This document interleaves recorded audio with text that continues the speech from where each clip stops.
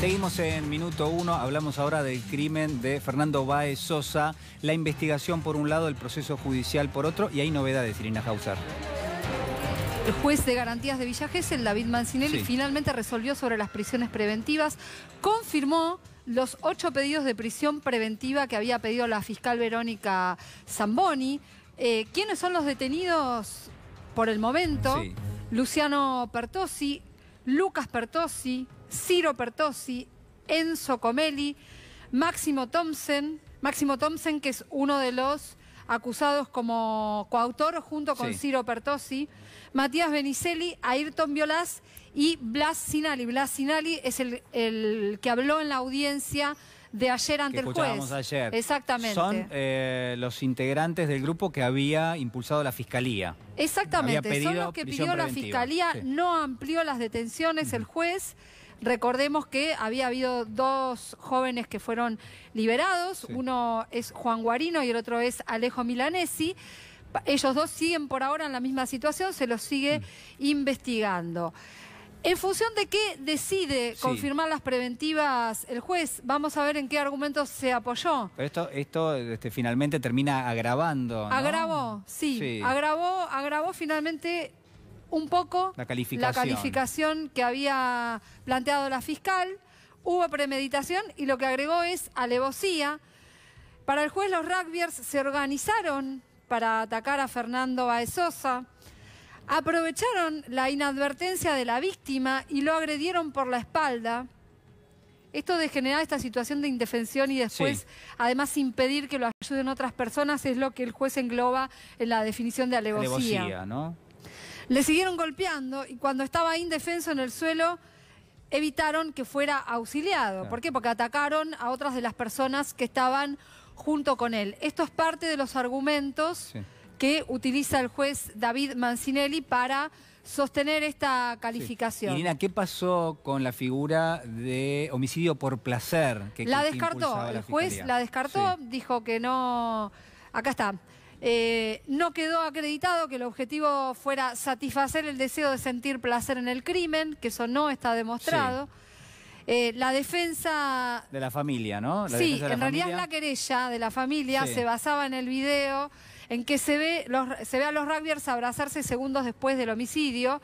Esa imagen existe, pero para el juez no alcanza para sostener esta calificación. En muchos, digamos, de los conceptos que hemos visto recién, uno puede decir que van surgiendo de las imágenes, es decir, que se lo ataca por atrás, que se le provoca la indefensión, que después en el piso inconsciente se le sigue pegando, digo, todo eso está englobado dentro de lo que es alevosía. Todo eso exactamente queda englobado ahí. En las imágenes se ha apoyado mucho la Fiscalía y el juez también. Hablaron en este contexto la novia de Fernando Báez Sosa y la madre. A ver, lo vamos a compartir. Invitarlos a la marcha que se va a realizar el día martes 18 a las 6 de la tarde y que esperemos que todos puedan estar ahí para ayudarnos en el pedido de justicia por Fer y por todas las víctimas de violencia. Es horrible tener que venir a ver a tu novia el día de los enamorados atrás de un mármol. Es horrible. Julieta, ¿estás sola? ¿Te sentís acompañada? ¿Cómo estás pasando estos días? Estoy acompañada, sí. Mis amigos, mi familia siempre me acompañan. Estoy llegando del cementerio porque quería estar con mi hijo para que me dé fuerza. Es muy difícil. ¿Sentiste un poco de paz con esto, Graciela? Sí, siento un poco de paz. Quería traerle conmigo a mi hijo. Quería que viniera conmigo. Le dije que descansara, que estábamos en un inicio de la justicia y que se va a hacer justicia con la ayuda de todos. Bueno, devastada la familia, como no puede ser de otra manera. Y qué importante escucharlos, ¿no? Porque de esto también es de lo que estamos hablando, cuando hablamos del proceso judicial, cuando hablamos de las prisiones preventivas, cuando repasamos las imágenes permanentemente del crimen de Fernando. Sí, exactamente. Los familiares son víctimas y se convierten de la noche a la mañana en personas que cargan con el peso de un expediente judicial y que de pronto se tienen que volver expertas en estas cuestiones sin comerla ni beberla, ¿no? Sí. Bueno, se conoció más material hoy. Habíamos contado que Lucas Pertossi, uno de los detenidos, había filmado en 3 oportunidades distintas, en videos sucesivos, la antesala de la agresión y después la agresión. El video que se conoce es el del momento de la salida de Lebric, el momento en que lo sacan del boliche. Sí. Lebric, si querés lo vemos. A ver, lo vemos.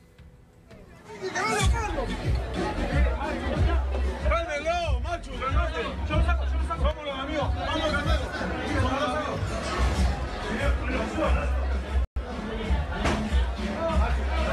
¡No lo toques! ¡No lo toques! ¡Bueno, no lo toques! ¡Bueno, no lo toques!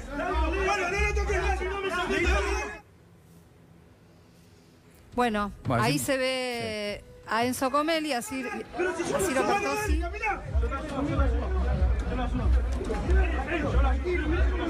Mirá cómo lo dejaron.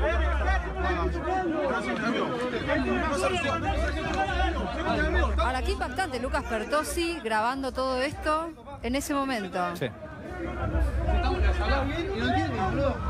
Si no estaba sacando bien, y era primero sacando todo por lo otro. Recordemos que se había producido una suerte de agresión dentro del boliche, ¿no?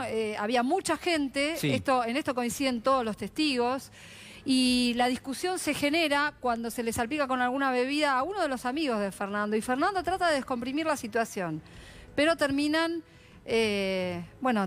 agrediendo el grupo de los jóvenes que hoy están detenidos. En esta circunstancia están sacándolos del boliche. Los sacan del boliche a todos. La seguridad del lugar. Exactamente, los patobicas del lugar los sacan. Y desde ahí, desde adentro del boliche, es cuando, según lo que uno puede leer en el dictamen de la fiscal, ya le empezaban a advertir a Fernando Báez Sosa, a ver si te la bancás afuera, ¿no? Y eso es lo que finalmente sucede, que minutos después lo atacan por la espalda. Y la fiscal valoró los videos de Lucas Pertossi también como elementos agravantes y que daban cuenta de su conciencia de la situación. Porque el último video... La violencia, ¿no? Que se nota. Exactamente. Sí. Y el último video es el video, además, donde termina filmando el ataque. El ataque. A ver, ¿te parece que lo veamos de nuevo? Sí, claro. A ver, lo vemos de vuelta. ¡Cálmenlo, macho! ¡Cálmate! ¡Yo lo saco! ¡Vámonos, amigos! ¡Vamos, Candelo!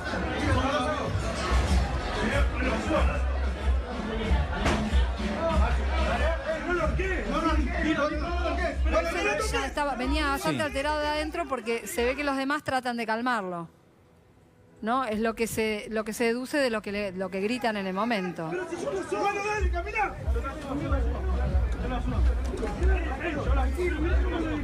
Mirá cómo lo dejaron.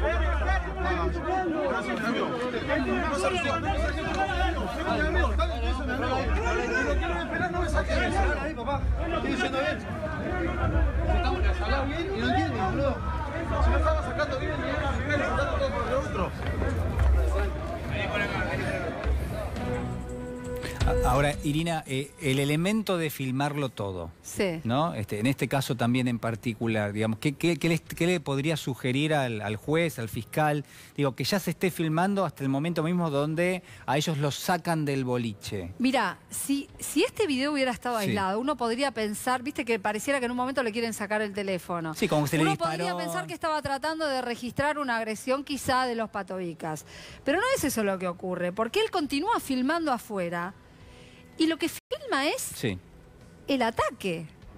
Filma el ataque, Lucas Pertossi. Y eso es lo que tiene en cuenta la fiscal al analizar. Ella dice, terminó filmando toda la secuencia, desde adentro del boliche hasta afuera, hasta el último minuto en que se ve que deja de filmar porque entra a participar de la agresión. Entonces, por eso ella lo valora de ese modo, ¿no? Es decir, hay una secuencia, hay un patrón de comportamiento. Exacto. Que se inicia acá y que va a terminar con la pelea y el asesinato de Fernando. Exactamente, claro, exactamente. Y eso es utilizado, por ejemplo, para hoy calificarlo o agregarle la alevosía, ¿no?, que se le pone a la calificación en el día de hoy. El juez valoró la totalidad de los hechos, pero sobre todo la cuestión de la alevosía. Sí.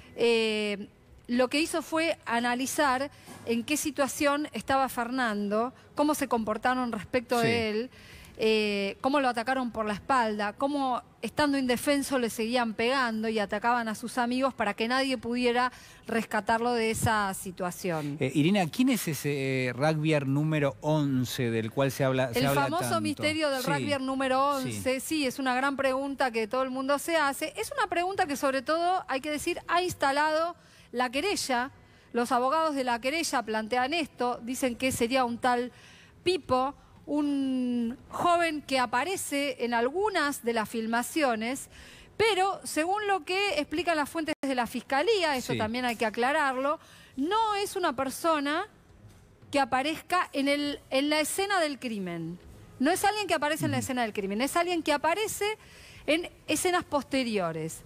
Una es la que veíamos antes, que es la del abrazo entre dos de los rugbyers, y junto a ellos hay una tercera persona, y otra es esta en el McDonald's. ¿Te acordás que habíamos contado que estaban estas filmaciones, estas cámaras del McDonald's, que es el lugar donde se dirigen Lucas Pertossi y Máximo Thompson después de cometer el asesinato? No se alojaba con ellos, ¿no? En la casa. No se alojaba con ellos, claro. No se alojaba con ellos, y por la información con la que cuenta hasta ahora la Fiscalía, no participa de la escena del crimen, pero es ese joven de remera blanca que vemos allí, claro, ahí se lo ve con bien, un buzo colgado del hombro. Claro, tiene una inscripción en el pecho, una remera blanca con letras negras. Ahí está de vuelta, ¿no? Una remera blanca. Desde ya habiendo un pedido de una de las partes, se está analizando si se puede identificar quién es, pero como te digo, no es alguien que por lo menos por las pruebas que hay hasta ahora haya participado del homicidio. No, pero igual podría aportar información. Es decir, información importante porque estuvo con ellos inmediatamente después a haber asesinado a Fernando. Y podría ser alguien que aporte información. Probablemente. Es raro, ¿no?, que no se lo haya identificado todavía. Es extraño. Las imágenes, viste, son un poco también imprecisas, pero y los rugbyers no han hablado. No han hablado. Claro. Por ahora no han hablado. Muchísimas gracias, Irina. De nada. Bueno, vamos a cambiar de tema. Vamos a hablar de este tractorazo. Es amarillo, ¿eh? ¿Cómo estamos con la música hoy? Estamos a full, ¿eh? A full. No hay ninguna duda de que es un tractorazo amarillo. El otro día planteábamos que detrás de la movilización de estos grupos de ruralistas autoconvocados estaban dirigentes del dirigentes del partido de Mauricio Macri. Bueno, se conoció un video de uno de los locutores, de uno de los protagonistas de este tractorazo, donde plantea una aprieta al gobierno que te puedo asegurar, Julián, es de lo más llamativo que se escucharon en los últimos tiempos, por casi cinismo que tiene implícito, pero te invito a escucharlo. A ver, lo escuchamos. Están esperando, claro, que entren los granos en la nueva cosecha para hacerse de la platita y negociar con la deuda. Bueno, muchachos, entonces me parece que tenemos que acortar los tiempos y ahora no pueden salir a hacernos frente a nosotros y a los fondos. El gobierno no va a tener fuerza para pelear en dos frentes a la misma vez. Y obviamente le conviene sentarse a negociar con nosotros. La propuesta concreta es ahora darle un plazo muy corto a la mesa de enlace para que largue con un cese de comercialización. ¿Escuchaste? El gobierno es tan complicado, tiene que renegociar, necesita nuestros dólares, aprovechemos y apretemos al gobierno, no le demos plazo a la mesa de enlace, poquito tiempo y que ya llame un paro. Cuando dice paro de comercialización, claramente es un paro de todo el sector agropecuario. Es nuestro momento. Si en ese contexto te aparecen dirigentes de un partido político, te aparecen diputados nacionales y provinciales que representan una fuerza política, convalidando esos discursos, ¿por qué te pensás? No es casualidad. no es ingenuidad. No, claro, porque uno podría pensar, bueno, son las bases. Las bases habitualmente plantean posiciones muy duras porque se supone que no están habituados a negociar. Pero bueno, claro, están las bases y después están los dirigentes que representan esas bases que sí tienen que establecer algún tipo de metodología para ver si llegan a un consenso. Pero en este caso no, en este caso son los mismos que muchas veces que van a negociar y que forman parte de la legislatura, por ejemplo. Estos en este caso son productores que están convalidados por dirigentes políticos de un partido que ahora está en la oposición, que formó parte del gobierno hasta hace solo 2 meses, dándole aire. Porque, francamente, si no están estos dirigentes políticos, si no están diputados nacionales de PRO detrás de esta gente, vos decís, bueno, son 4 loquitos que están al costado de una ruta planificando la toma de la Bastilla. No, son 4 dirigentes agropecuarios, una asamblea importante de dirigentes agropecuarios, respaldados por un partido político que están queriendo condicionar al gobierno. Gracias, Fernando. Pero, a ver, quédate porque te quiero preguntar algo vinculado a Mercado Libre, porque nos enteramos en el día de hoy que Marcos Galperín decidió dar un paso al costado. No es el primer empresario, no es el primer director de empresas que desde el 10 de diciembre da un paso al costado. Acordate que se fueron la conducción del Santander, se fueron la conducción del ACBC como gestos al gobierno de Alberto Fernández. Bueno, Marcos Galperín, que hace pocas semanas se conoció que su fondo de inversión se había desprendido de toda la tenencia de títulos públicos pocas horas antes de que se declare el primer reperfilamiento, el primer default de la deuda, bueno, ahora decidió dar un paso al costado solo en Argentina. Galperín es el principal accionista de Mercado Libre, va a seguir al frente de la empresa en la región, pero no en Argentina. Mira, te muestro este tuit que acaba de subir a las redes Iván Jagroski, que dice Iván, al cambio en la conducción de la compañía se le suma otra noticia. Marcos Galperín se fue a vivir a Uruguay por motivos personales, entrecomillado. Continúa como CEO, esto que vos comenzabas. O sea que hoy les pregunté a la gente de Mercado Libre, ¿se va a vivir a Nueva York? Sí. No, ¿se va a vivir a Miami? No. Le fui diciendo distintas capitales de la región a ver dónde se mudaba Galperín. Te faltó Uruguay. Claro, evidentemente, como no dije Montevideo, no me lo quisieron confirmar, pero estaba claro que detrás de la decisión de alejarse de la empresa en Argentina estaba también la de dar un paso al costado, porque la empresa, claramente la más importante, está en Argentina y es donde está investigada por la justicia por este caso de acceso a información privilegiada. Muchísimas gracias, Fernando. Bueno, así como nos enterábamos recién que Marcos Galperín se va de viaje y probablemente se va a quedar allí en Uruguay, la pregunta es ¿dónde está? ¿Qué hace? ¿Qué forma parte de su agenda en esta rosca de verano para el expresidente Macri? Señor Juan Amorín, con toda la información, como siempre. ¿Qué tal, Guarino? Buenas noches. Qué linda canción esta, ¿eh? Sí, bueno... ¿Hay rosca de verano? Sí, es acorde también la imagen con el destino del hermano de Mauricio Macri, de Gianfranco, que va a ser vecino de Marcos Galperín, evidentemente, también en Uruguay, asediado por las causas judiciales. El hermano de Mauricio se retiró del país también. ¿Me das un minuto? Sí. Porque lo mencionabas recién a Jorge Macri, el intendente de Vicente López. A los Macri estamos. A los Macri, a Gianfranco. Bueno, Jorge Macri, ¿recuerdan ustedes lo que decía en las últimas horas? Lo ponemos de vuelta. Yo siempre le decía a todos, cuidado, que yo conozco los mercados, que no te da más plata, no voy a la mierda, no, tranquilo, que seguito. Ojalá hubiera sido presidente para poder decidir él, ¿no? Fue presidente y decidió.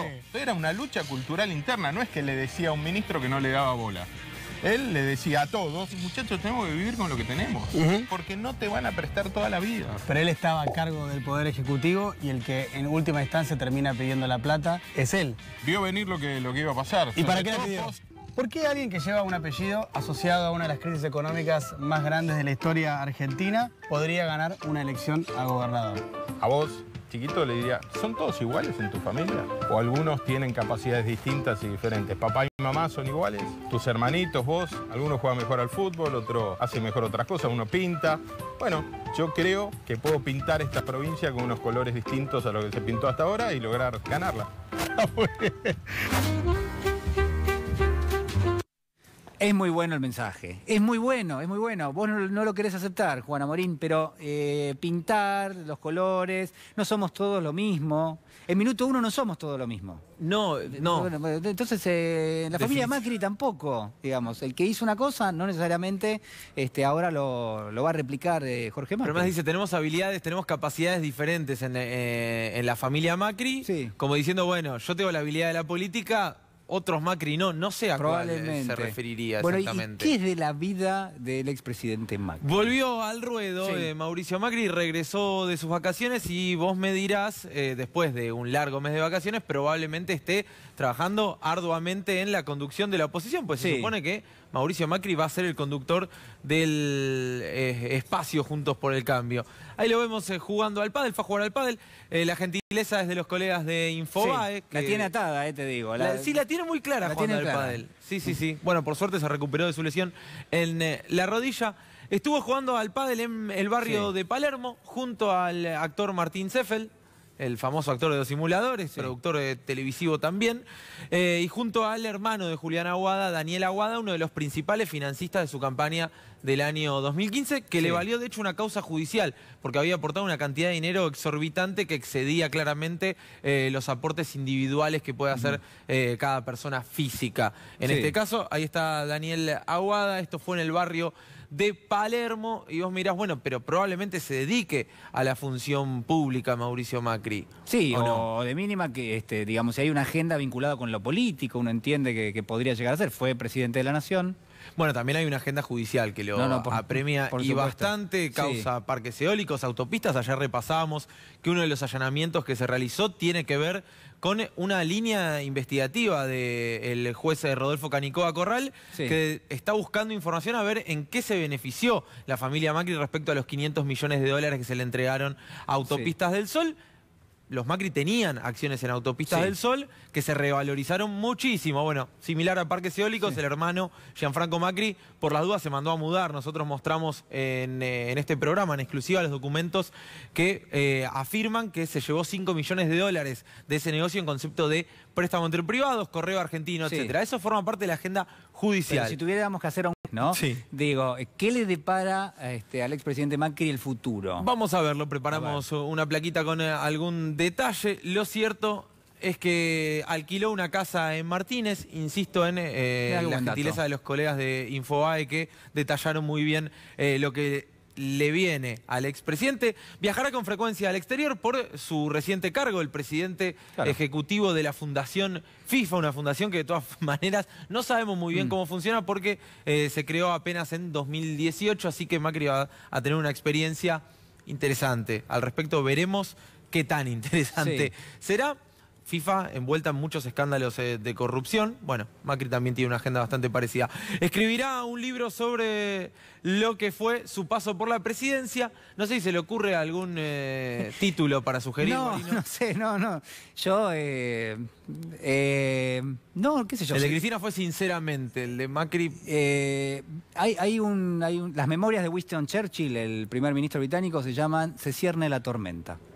¿Te gusta? Tormentosamente sería la adaptación local. Pues, digo, se podría adaptar un poco a la situación judicial, dice usted. Bueno, puede ser. Lo cierto es que piensa escribir sus memorias, en teoría. Igual también es cierto que eran proyectos que tenía hasta la designación en FIFA. No sé si va a disponer del tiempo suficiente. De la reposera a la fundación. El cambio es posible en Latinoamérica. Se viene la fundación de Mauricio Macri, ya alquiló oficinas en Avenida Libertador, en el barrio de Olivos. Y abro un nuevo fundación más. Sí, lo aporta muy bien nuestro productor Charlie Montes Onganía, porque ya tiene varias historias el PRO con las fundaciones. Tiene muchísimas. De hecho, se hizo una causa a partir de el robo a la casa de Gabriela Michetti, recordará Guarino, donde le habían desaparecido mágicamente unos 45.000 dólares y muchísimo dinero en efectivo. Michetti fue y lo denunció. Cuando la justicia le dijo, bueno, ¿pero de dónde sacó usted tanto dinero en efectivo que tenía en la casa? Dijo, no, era de mi fundación. Cuando fueron a la fundación resultaba que no tenían un papel, que muchos de los integrantes de la fundación terminaban siendo empleados del Senado. Después empezaron a tirar del hilo y encontraron un montón de fundaciones. bastante irregulares y se empezó a sospechar que esas fundaciones se utilizaban para juntar dinero para la campaña, es decir, las empresas auspician a la fundación y ese dinero no va a parar a actos benéficos, sino más bien todo lo contrario, a las campañas políticas. Se hizo una investigación y, como siempre sucede en Comodoro Pi, en este caso el juez fue Ariel Lijo, dictó el sobreseguimiento. Ahora, cada vez que mencionas la palabra fundación, siempre aparece como la imagen de algo que debiera ser sumamente positivo y transparente y termina siendo como un elemento, a veces, ¿no? No digo todo el tiempo, pero digo, en este contexto, y refiriéndose al expresidente Macri, medio opaco. Sí, porque suelen ser controles un poco más laxos. De hecho, hay casos en todo el mundo de fundaciones vinculadas a hechos de lavado de activos. Esperemos que este no sea el caso, ¿no? ¿Quiénes lo van a acompañar al expresidente Macri? El nombre es El Cambio es Posible, se llama CEPLA. Las oficinas van a estar a 3 cuadras, 4, si no me equivoco, de la Quinta de Olivos. Y Macri ya mantiene algunas reuniones. Con Patricia Bullrich mantiene contacto asiduo, ¿sí? Por lo general, siempre que habla Patricia Bullrich, habló previamente con Mauricio Macri. El ex jefe de asesores, José Torello, Guillermo Dietrich, alguien que también está gozando de vacaciones, se lo vio en Punta del Este. Había alguna nota referida hoy a que Guillermo Dietrich se encontraba surfeando en Australia. Lo cierto es que Dietrich también tiene un frente judicial bastante complicado. Y también le conviene de alguna manera mantener a Macri en la escena porque es una manera también de estar protegido y de acusar persecución judicial en el caso que la justicia avance. Marcos Peña, acá habría que poner un signo de interrogación. La verdad es que son muchos los referentes dentro de Juntos por el Cambio que lo quieren a Marcos Peña afuera y no sé si no va a ser la moneda de cambio para que Macri pueda mantenerse en actividad. Se lo ve bastante poco a Marcos Peña. Digo, creo que ha sido el que mayor perfil bajo adoptó desde que terminó el mandato. Totalmente. Una causa judicial en Marcos Peña que puede llegar a complicarlo en el futuro, aportantes truchos, está vinculado al financiamiento de la campaña 2015 con mails que también mostramos en este programa, que lo comprometen bastante. Y por último, Fernando Andrés, también en esa misma causa está, exsecretario general de Presidencia, ya está, de hecho, Andrés instalado en las oficinas, ha mantenido algunas reuniones, por lo menos este es el plazo corto para el futuro de Mauricio Macri. Bueno, mucho juego, mucha recreación, podemos decir, descanso. Vamos a ver, ¿no? Cuando arranque el año político, cómo termina. La única declaración que hizo en el año Macri fue para atrás. Va todo a... Sí, fue para atrás. Gracias, señor Juan Amorín. Por favor. Ha sido muy amable. Bueno, cambiamos de tema ahora, señores.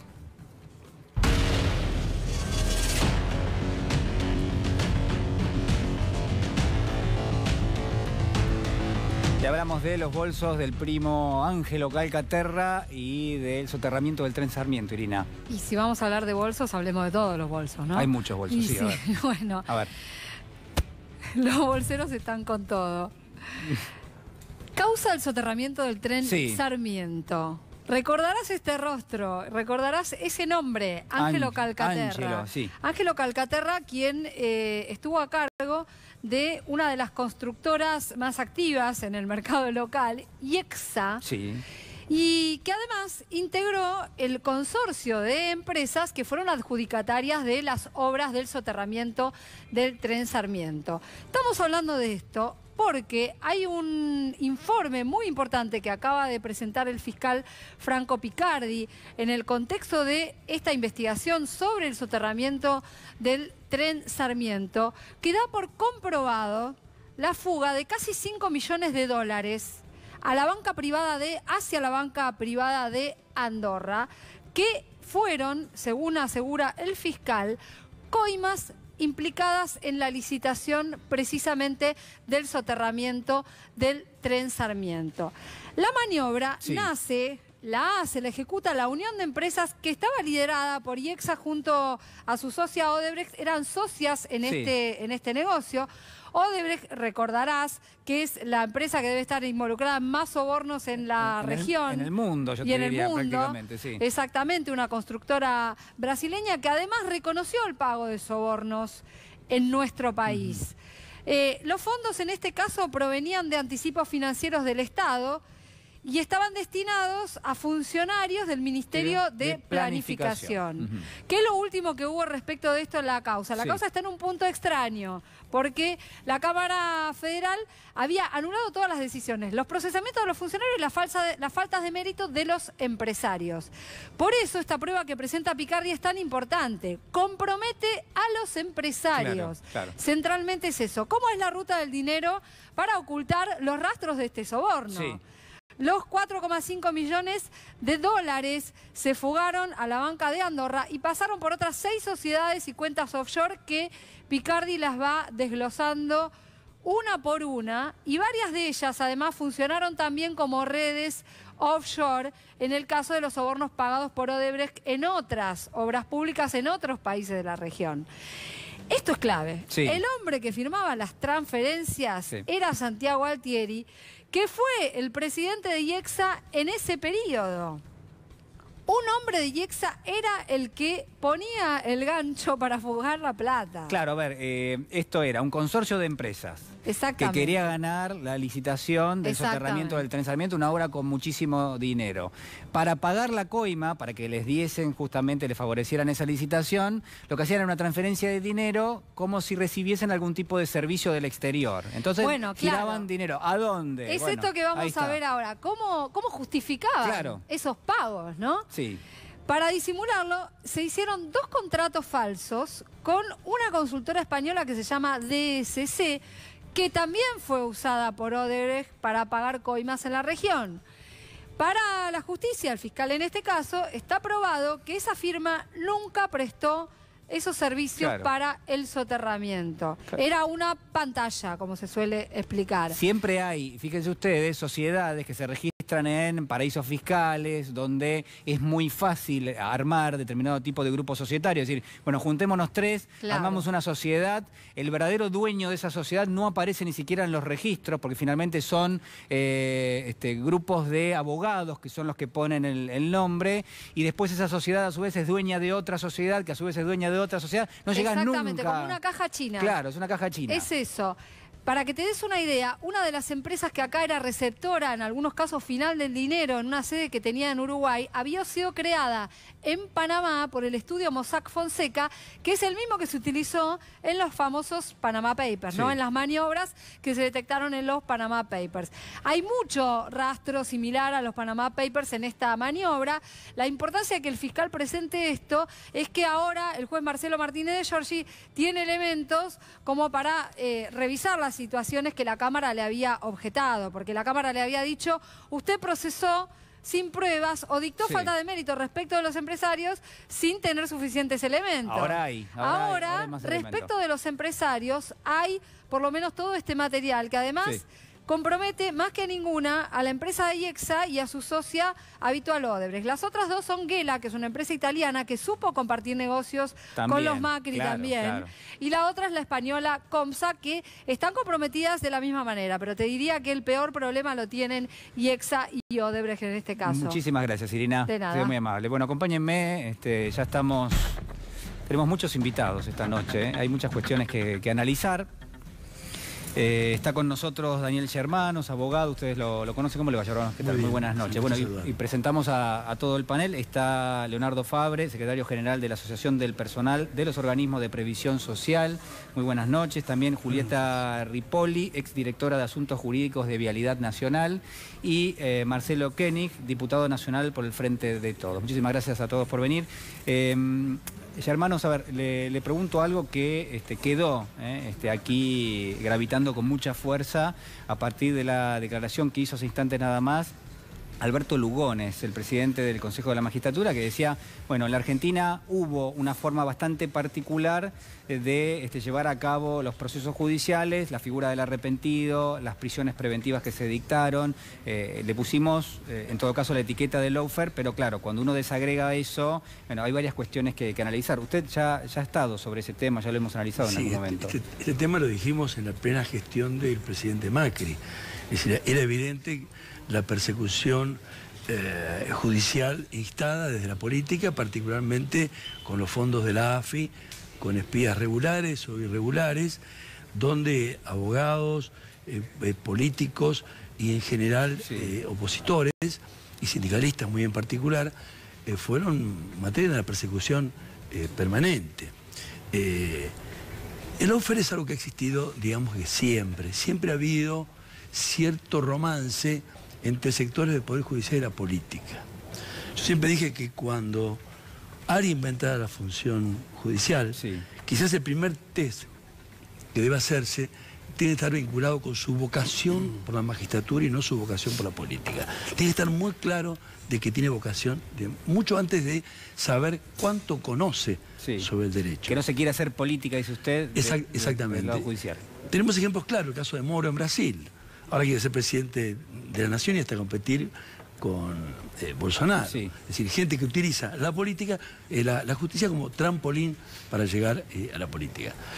Concretamente, de aquí a discutir si hay o no presos políticos, es una cuestión casi semántica.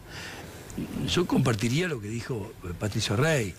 Solamente con ver las cárceles, si esta cárcel sigue así, dice Patricio Rey, todo preso es político. Pues fíjate que Noruega, una de las naciones que más ha progresado, tiene hasta el peor de sus asesinos, el caso de Botnik, un hombre que mató 77 personas, en una cárcel que si todos la viéramos nos escandalizaríamos, porque tiene computadora, tiene bicicleta para hacer gimnasia, porque ¿qué se pretende?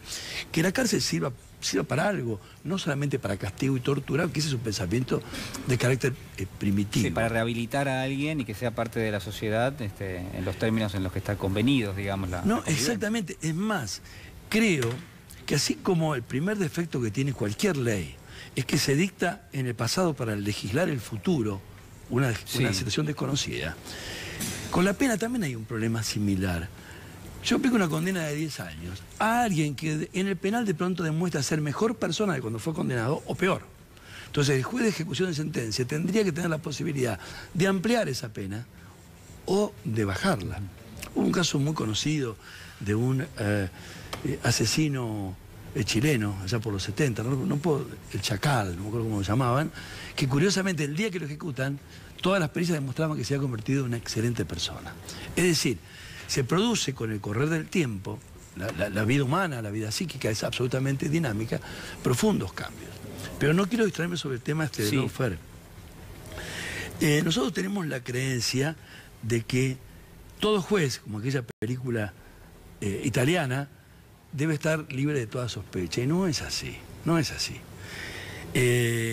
Necesitamos más juicios sobre los jueces, más análisis, más discusión.